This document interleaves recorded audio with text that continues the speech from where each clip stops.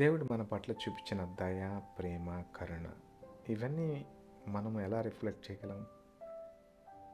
ఒక చిన్న చిరునవ్వు మన జీవితాల్లోనూ, వేరే వాళ్ళ జీవితాల్లోనూ ఎంత ఇంపాక్ట్ చేయగలుగుతుందో మీకు తెలుసా? కైండ్నెస్ స్టార్ట్ ఫ్రమ్ వర్డ్స్ అంటారు. బైబిల్ గ్రంథం నుంచి ఒక చక్కని మాట, సామెతల గ్రంథం 15:1.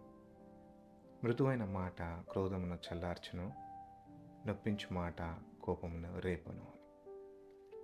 క్రోధంగా ఉన్నవాళ్ళు, కోపంగా ఉన్నవాళ్ళు, మరి అటువంటి పరిస్థితుల్లో దయగలిగిన మాట, ఒక కైండ్ వర్డ్ అనేది ఎంత కామ్ డౌన్ చేస్తుందో పరిస్థితుల్ని, ఎంత శాంతి సమాధానం తీసుకురావడానికి ఎంత హెల్ప్ చేస్తుందో.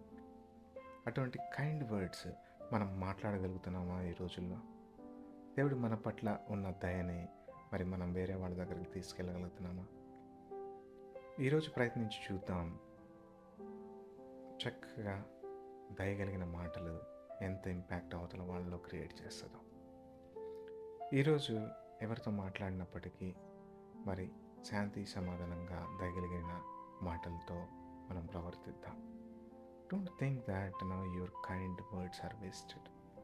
They will be echoing in someone's heart and life.